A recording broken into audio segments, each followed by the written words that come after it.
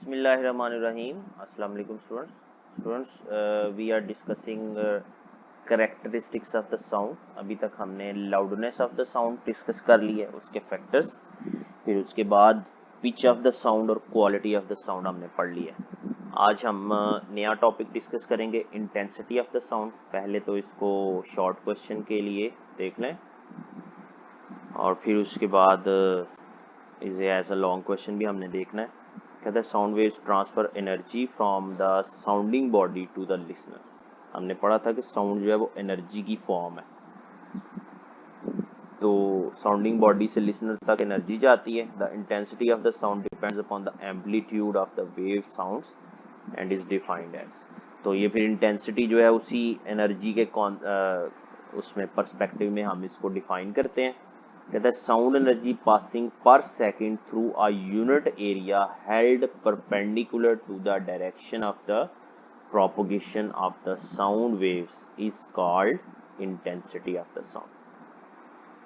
कहता है किसी पर्टिकुलर एरिया में से जो अपनी साउंड वेव्स की जो प्रोपगेशन की डायरेक्शन है उसके परपेंडिकुलर अगर आपने कोई एरिया रखा हुआ है तो उसमें से जितनी साउंड एनर्जी एक सेकंड में गुजर रही है उसको हम कहते हैं intensity of the sound. For example, अगर साउंड वेव हॉरिजॉन्टल डायरेक्शन में ट्रैवल कर रही है और वर्टिकल डायरेक्शन में आपने कोई जो है वो ऑब्जेक्ट रख दिया, तो उस ऑब्जेक्ट में से एक सेकंड में कितनी साउंड एनर्जी गुजरती है उसे हम कहेंगे इंटेंसिटी। तो intensity is a physical quantity and can be measured. Intensity को हम मेजर भी कर सकते हैं, फिजिकल क्वांटिटी ऐसे मेजर किया जा सकता है। Unit of intensity of sound is what पर स्क्वायर मीटर। इसका जो यूनिट है वो क्या है? वॉट पर स्क्वायर मीटर। इसे वॉट पर स्क्वायर मीटर में हम जो है वो मेजर करते हैं। ये तो इसका हो गया शॉर्ट क्वेश्चन। अगर आपको शॉर्ट क्वेश्चन में आए तो आप ये लिख देंगे। इसके अलावा इसमें एक लाइन और भी ऐड कर दें कि intensity of the sound does not depend upon the physical condition of the year. Year की फिजिकल कंडीशन पे ये डिपेंड नहीं करती, इसका उससे कोई तल्लक नहीं होता। ये बस एनर्जी है जो किसी भी एरिया में से पास कर जाएगी। किसी को सुनाई दे रहा है, नहीं दे रहा, कम सुनाई दे रहा है, ज़्यादा सुनाई दे रहा है, इससे कोई फ़र्क नहीं पड़ता। बस जितनी एनर्जी किसी पर्टिकुलर एरिया में से गुजरे एक सेकंड में उसको हम कहते हैं इंटेंसिटी ऑफ द साउंड। अच्छा जी, नेक्स्ट आ जाए आप साउंड इंटेंसिटी लेवल। ये साउंड इंटेंसिटी लेवल जो है ये एक स्केल है जिससे हम इंटेंसिटी और फिर उसके बाद लाउडनेस को हम जो है वो मेजर करना सीखेंगे। तो सबसे पहले हम देखते हैं कि ह्यूमन ईयर जो है हर तमाम किस्म की आवाज़ें नहीं हम सुन सकते। ये आपको पता होगा कि कुछ आवाज़ें ऐसी होती हैं जिनको हम सुन नहीं सकते। होती हैं वो आवाज़ें लेकिन हम उनको सुन नहीं सकते, हल्की हल्की भी और बहुत ज़्यादा ऊंची आवाज़ें भी। तो वो कौन सी आवाज़ें हैं जिनकी एक पर्टिकुलर इंटेंसिटी होती है? कहता है human ear responds to the intensities ranging from 10 raised to power -12 watt per meter square to more than 1 watt per meter square। हमारा जो ईयर है, हमारा कान जो है वो कौन सी वेव्स को रिस्पॉन्ड करता है जिनकी intensity minimum 10 raised to power -12 watt per meter square हो और 1 watt per meter square या इससे थोड़ी ज़्यादा इंटेंसिटी वाली साउंड्स तक हम सुन सकते हैं। और 1 watt per meter square कितनी आवाज़ है? Which is loud enough to be painful. और ये इतनी ज़्यादा ऊंची आवाज़ होती है कि हमारे कानों में दर्द शुरू हो जाता है। तो जो मिनिमम हम सुन सकते हैं वो है 10 raised पर -12 watt per meter square। इतनी इंटेंसिटी की आवाज़ हम सुन सकते हैं। इससे कम इंटेंसिटी हो तो हम नहीं सुन सकेंगे। Because the range is so wide intensities are scaled by factor of 10। कहता है क्योंकि ये इंटेंसिटी की रेंज बहुत ज़्यादा हो जाती है इसलिए हम इसको 10 की पावर में लिख रहे हैं। The बेयरली Audible and faintest intensity of the sound is 10 raised पर -12 watt per meter square। जो सबसे हल्की तरीन आवाज़ हम सुन सकते हैं वो 10 raised पर -12 watt per meter square है। It is taken as a reference intensity. इसको हमने रेफरेंस इंटेंसिटी के तौर पे लिया हुआ है। रेफरेंस का मतलब जहां से हम स्टार्ट लेंगे। कॉल्ड जीरो बेल, और इसको हम जीरो बेल कहते हैं, यानी कि ये मिनिमम जीरो लेवल है, इससे नीचे की आवाज हम नहीं सुन सकेंगे। और इसको बेल क्यों कहते हैं? It is a unit named after Alexander Graham Bell. Alexander Graham Bell के नाम पे इसका यूनिट जो है वो रखा गया। कहते हैं loudness of the sound depends not only on the intensity of the sound but also on the physical condition of the year. ये लाउडनेस वाली बात बीच में आ गई, जो हम पहले भी कर चुके हैं कि लाउडनेस जो है वो फिजिकल कंडीशन पे तो डिपेंड करती है और इंटेंसिटी पे भी डिपेंड करती है। The human ear is more sensitive to some frequencies rather than others. हमारा कान कुछ फ्रीक्वेंसीज पे ज़्यादा सेंसिटिव है दूसरी के मुकाबले, मतलब इंटेंसिटी जिसकी ज़्यादा होगी हम वो ज़्यादा लाउडनेस सुन। इसका मतलब क्या हुआ कि लाउडनेस ऑफ द साउंड जो है ये डायरेक्टली प्रोपोर्शनल है लॉगरिथम ऑफ द इंटेंसिटी के। ये वेबर फेचनर लॉ है, आपकी बुक में शायद ये नाम नहीं लिखा हुआ, लेकिन आपने याद रखना है कि वेबर फेचनर ने ये बताया था कि लाउडनेस जो है वो इंटेंसिटी के डायरेक्टली प्रोपोर्शनल नहीं है, बल्कि लॉगरिथम ऑफ इंटेंसिटी के डायरेक्टली प्रोपोर्शनल है। तो L proportional to log I आना, इधर प्रोपोर्शनल का साइन जो है इस इक्वेशन में, सॉरी ये जो इक्वेशन है जिसमें ये लॉग आई लिखा है और ये इधर एल लिखा हुआ है, इन दोनों के दरमियान यहाँ पे ये जो रीजन है, इस रीजन में ये जो मैंने अभी हाईलाइट किया, यहाँ पे प्रोपोर्शनैलिटी का साइन होगा आपकी बुक्स में।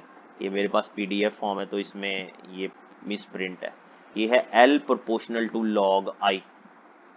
आप प्रोपोर्शनैलिटी का साइन खत्म करके इक्वालिटी लगाएं तो L is equal to K log I आ जाता है। तो ये हमारे पास एक फॉर्मूला बन गया है जिसमें हमें पता चलता है कि लाउडनेस और इंटेंसिटी आपस में किस तरह से रिलेटेड है। वेयर के is the constant of proportionality, के जो है वो कांस्टेंट ऑफ प्रोपोर्शनैलिटी है। अच्छा, अब इस फॉर्मूले को हमने यूज करना है साउंड इंटेंसिटी लेवल का फॉर्मूला बनाने के लिए। साउंड इंटेंसिटी लेवल, ये जो हेडिंग है इसकी मैं बात कर रहा हूँ, इसका हमने फॉर्मूला बनाने के लिए इसको इस्तेमाल करना है। कैसे इस्तेमाल करना है? ये है एक जनरल फार्मूला जो किसी भी लाउडनेस और किसी भी इंटेंसिटी के लिए लिख सकते हैं। अब अगर हम यही फॉर्मूला फेंटेस्ट ऑडिबल साउंड के लिए लिखेंगे तो उसकी जो लाउडनेस होगी उसको हम अगर एल ओ से रिप्रेजेंट कर लेते हैं, जो फेंटेस्ट ऑडिबल साउंड है अगर हम उसको एल ओ से रिप्रेजेंट कर लेते हैं और उसकी इंटेंसिटी को एल आई ओ से रिप्रेजेंट कर लेते हैं, तो यही फॉर्मूला कैसे लिखा जाएगा? इधर आ जाएगा एल ओ यहाँ पे और यहाँ पे आई की जगह आ जाएगा आई ओ। कहता है let L O be the loudness of the faintest audible sound of intensity I O. इसको एल जीरो भी बोल सकते हैं, एल जीरो और आई जीरो, क्योंकि हमने जीरो बेल लिया था, जीरो लेवल लिया था इसको फेंटेस्ट ऑडिबल साउंड को। And L B the loudness of unknown sound of intensity आई। और कहता है एल हम जनरल किसी भी साउंड की लाउडनेस और किसी भी साउंड की इंटेंसिटी को आई ले लेते हैं। तो ये फॉर्मूला कैसे लिखा जाएगा? L zero is equal to K log I zero, और ये वाला जो हमने जनरल पहले ही ऑलरेडी लिखा हुआ है। अब इन दोनों इक्वेशंस को जब हम माइनस करेंगे, लेफ्ट हैंड साइड में से माइनस करें और राइट हैंड साइड में से माइनस करें, तो ये आ जाएगा L minus L zero is equal to K, common आ जाता है दोनों में, तो log I minus log zero, ये चीज बन जाती है। ये देखिए L minus L zero is equal to K into log I minus log I zero. अब हमने लॉगरिथम के जो लॉज पढ़े हुए हैं क्लास 9th में, उसमें हमने ये पढ़ा हुआ है कि अगर हमारे पास दो वैल्यूज माइनस में लिखी हैं तो हम उन्हें डिवाइड में लिख सकते हैं। तो इस वजह से फिर ये फॉर्मूला हमारे पास बन गया, ये लॉग के log I over I not. ये जो आई ओवर आई नॉट है ये यहाँ की बजाय इसके सामने आएगा, थोड़ा नीचे करके लिखा हुआ है आई ओवर आई नॉट या आई जीरो, ये इधर आएगा। आप बुक में से, अपनी बुक में से इसको देख लीजिएगा, के log I over I not, ये हमारे पास फॉर्मूला बन गया एल माइनस एल जीरो का। अब ये जो difference, this difference L minus L0 between the loudness L of an unknown sound and the loudness L0 is called intensity level of unknown sound. इसको हम कहते हैं intensity level. ये जो L minus L0 आया ना, इसको कहते हैं intensity level. तो अगर आपसे कोई डेफिनेशन पूछ ले तो आपने ये लिखनी है, दिस की जगह दा लगा के, the difference L minus LO between the loudness L of an unknown sound and the loudness L0 is called intensity level of the unknown sound. Therefore, the intensity level of an unknown sound is given by, इसलिए फिर हम L minus L0 को intensity level से replace कर देंगे तो formula बन जाएगा intensity level is equal to K log I over I0. ये हमारे पास फॉर्मूला बन गया. अब इसमें ये जो K है, जो प्रोपोर्शनैलिटी कांस्टेंट है, इसकी भी हमने वैल्यू लगानी है. इसके लिए कहता है the value of K depends not only on the unit of I and I0 but also on the unit of intensity level. कहता है जो K है उसकी वैल्यू I और I0 पे तो डिपेंड करती ही करती है, इसके अलावा इंटेंसिटी लेवल पे भी डिपेंड करती है. अब क्योंकि ये लॉग में फॉर्मूला है तो लॉग में हमें जब यूनिट वैल्यू चाहिए होती है, आपको ये पता है, अब 9th क्लास में पढ़ के आए हुए हैं कि log 10 जो है वो 1 के इक्वल होता है. तो जब हमें log में यूनिट वैल्यू चाहिए तो इसका मतलब हमें log 10 लिखना पड़ेगा, तो फिर यूनिट वैल्यू आती है. अब ये जो फॉर्मूला लिखा हुआ है log I over I not, ये जो I ओवर I नॉट है, इस I ओवर I नॉट को हम किस तरह से लिखेंगे, इसको इस तरह से लिखेंगे कि इन दोनों का I ओवर I नॉट का आंसर अगर 10 आ जाता है ना, तो फिर इधर log 10 की जगह पे 1 लिखा जा सकता है. जब हमने किसी भी प्रोपोर्शनैलिटी कांस्टेंट की वैल्यू लिखनी होती है ना, तो हम उसके लिए क्या करते हैं, बाकी जितनी भी क्वांटिटीज होती हैं फॉर्मूले में हम उनको 1 कंसीडर करते हैं. जैसे F is equal to ma जब आपने पढ़ा था, उसमें न्यूटन को प्रोपोर्शनैलिटी कांस्टेंट जो हमने K लगाया था, उसमें F is equal to ma formula कैसे आया था, K की वैल्यू 1 उसमें हमने लगाई थी. तो वो कैसे लगाई थी, हमने कहा था कि अगर फोर्स 1 न्यूटन हो, मैस 1 किलोग्राम हो, एक्सेलरेशन 1 मीटर पर सेकंड स्क्वायर हो, तो K की वैल्यू फिर 1 ही निकलती है. तो इसी तरह से यहाँ पे हम इंटेंसिटी लेवल को 1 बेल लेंगे. इंटेंसिटी लेवल को अगर हम 1 बेल लेते हैं और I ओवर I नॉट जो है ये 10 आना चाहिए. अब ये 10 कैसे आएगा, I ओवर I नॉट 10 कैसे आएगा, जब I की वैल्यू 10 I नॉट के इक्वल होगी. जब I की वैल्यू 10 I नॉट के इक्वल होगी, ये वाली, ये देखें, अगर हम I की जगह पे 10 I नॉट लिख देते हैं तो I नॉट से कट जाएगा, तो बाकी log 10 रह जाएगा. log 10 की वैल्यू 1 आ जाती है. इसलिए K को फिर वो किस तरह से K की वैल्यू फाइंड करने के लिए क्या कहता है, कहता है if the intensity I of any unknown sound is 10 times greater than the intensity I0 of the faintest audible sound, that is I is equal to 10 I naught, and the intensity level of such sound is taken as unit called bell. तो फिर intensity level हम 1 bell लेते हैं, the value of K becomes 1. तो K की जो value फिर आती है वो आती है 1. ये इसी को जरा दोबारा देखें, कहता है intensity I of any unknown sound is 10 times greater than the intensity I of the faintest audible sound, that is I is equal to 10 I naught, and the intensity level of such a sound is taken as unit called bell. intensity level हम unit के तौर पे जो लेंगे वो अगर 1 bell लेते हैं तो फिर K की वैल्यू आ जाएगी 1, क्योंकि इधर log 10 भी 1 आ जाएगा, इंटेंसिटी लेवल भी 1 है, तो K की वैल्यू 1 आ गई.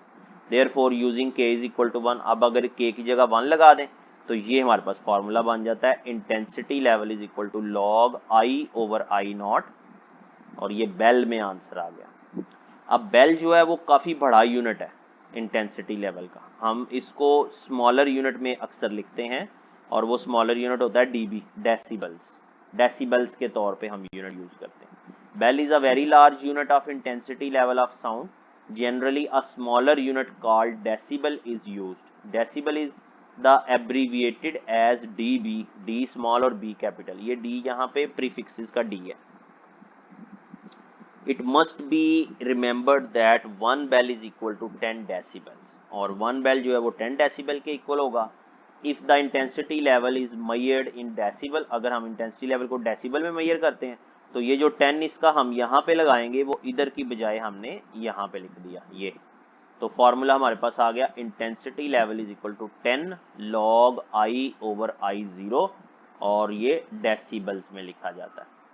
अब using above equation we can construct a scale for measuring the intensity level. अब ऊपर जो फॉर्मूला है उसकी बेस पे हम इंटेंसिटी लेवल का एक स्केल बना सकते हैं और such a scale is known as decibel scale. ऐसे स्केल को हम डेसिबल स्केल कहते हैं और डेसिबल स्केल कहता है कि टेबल 11.1 में दिखाया गया है. ये 11.1 टेबल है, इसमें डेसिबल स्केल दिखाया गया है. देखें ज़रा, हर एक डिफरेंट ऑब्जेक्ट के लिए उसका इंटेंसिटी लेवल भी लिखा हुआ है और उसका डेसिबल जो इंटेंसिटी भी उसकी लिखी हुई है और इंटेंसिटी लेवल भी लिखा हुआ है.